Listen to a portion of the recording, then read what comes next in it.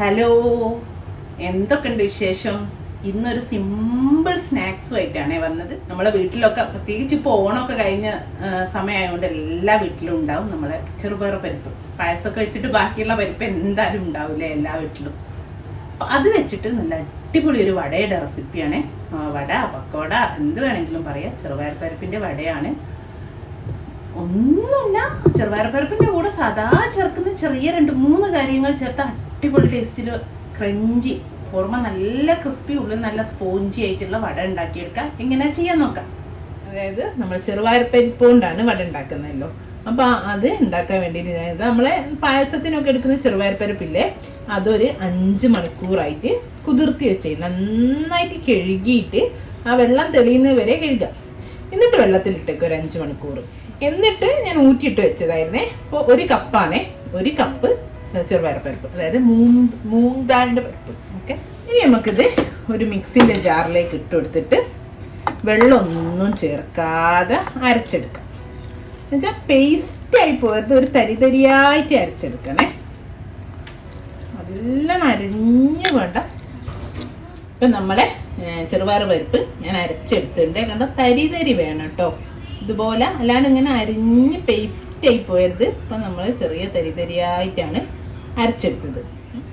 ഇനി നമുക്ക് ഇതിലേക്ക് ആവശ്യമുള്ള ഉപ്പ് ചേർത്ത് കൊടുക്കാം.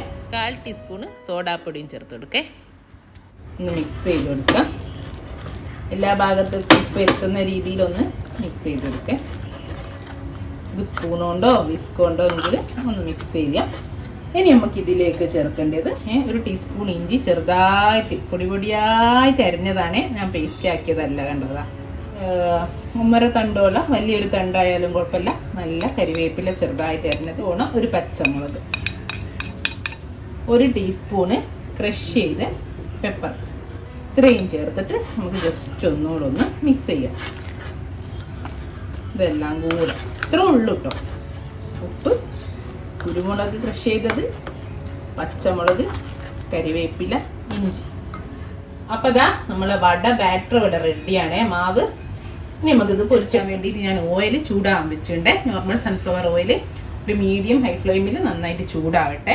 അതേപോലെ ഇതാ ഞാനൊരു ബൗളിൽ കുറച്ച് വെള്ളം എടുത്ത് വെച്ചിട്ടുണ്ട്. ഈ വെള്ളത്തിൽ നമ്മൾ കൈ ഡിപ്പ് ചെയ്തിട്ടാണ് മാവ് എടുത്തിട്ട് ഇട്ട് കൊടുക്കേണ്ടത്. വെള്ളത്തിൽ കൈ ഡിപ്പ് ചെയ്തിട്ട് ഞാൻ എടുക്കുക, ഇട്ട് കൊടുക്കുക. ഷേപ്പൊന്നുമില്ല കേട്ടോ, ചെറിയ ചെറിയ ബോൾസ് ആക്കിയിട്ട് നമുക്ക് ഓയിൽ ചൂടായിക്കോട്ടെ. ഓയിലൊക്കെ ഇട്ട് കൊടുക്കാം. അപ്പം നമ്മളെ എണ്ണ ചൂടായിണ്ടേ. ഇനി നമുക്ക് വെള്ളത്തിൽ കൈ കുത്തിയിട്ട് ഇതുപോലെ ഒരു സൈഡിൽ നിന്ന് ചെറിയ കുഞ്ഞു ബോൾസുകളാക്കിയിട്ട് നമുക്ക് എണ്ണയിലേക്ക് ഇട്ട് കൊടുക്കുക. ഇപ്പോൾ അത്യാവശ്യം നല്ല മീഡിയം ഹൈ ഫ്ലെയിമിൽ നിന്നോട്ടെ. പക്ഷേ ഇട്ട് കഴിഞ്ഞാൽ ഒരു മീഡിയം ഫ്ലെയിമിൽ വെച്ചിട്ട് അല്ലെ ഉള്ളു വേവാത്ത പോണുണ്ടാവും. ആക്കി കൊടുക്കണേ.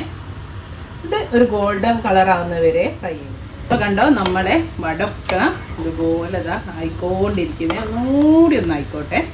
പുറമെ നല്ല ക്രിസ്പി ആയിരിക്കും, ഉള്ളിൽ നല്ല സ്പോഞ്ചി ആയിരിക്കും. നല്ല ടേസ്റ്റുള്ള വടയാണേ. ഇതിൻ്റെ സൈഡ് എന്ന് പറഞ്ഞാൽ ചട്ടിനി ഞാൻ ചെയ്തിട്ടുണ്ടായി തമിഴ്നാട് സ്റ്റൈല് കോക്കനട്ട് ചട്ടിനി. കുറച്ച് മുമ്പ് ഒരു വീഡിയോ ചെയ്തിട്ടുണ്ടായി. നമ്മൾ ദോശക്കൊക്കെ ഇഡ്ഡലിക്കൊക്കെ ചെയ്യുന്ന അടിപൊളിയായിട്ടുള്ള നമ്മളെ തേങ്ങയും ചുവന്ന മുളകില്ലേ, ചുവന്ന മുളകും കൂട്ടിയിട്ട് കണ്ടോ. അത് റെഡി ആയിണ്ടേ. ഈ ഒരു രൂപത്തിലാവുമ്പോൾ നമുക്ക് കോരി മാറ്റാം. ഇതേപോലെ എല്ലാം പൊരിച്ചെടുക്കട്ടെ. ഇതിൻ്റെ സൈഡ് എന്ന് പറയുന്ന ആ ഒരു ചട്ടിനിയാണ്. അതിൻ്റെ ലിങ്ക് ഞാൻ ഡിസ്ക്രിപ്ഷനിൽ കൊടുക്കാം കേട്ടോ. ഞാൻ ബാക്കി കൂടി പൊരിച്ചെടുക്കട്ടെ.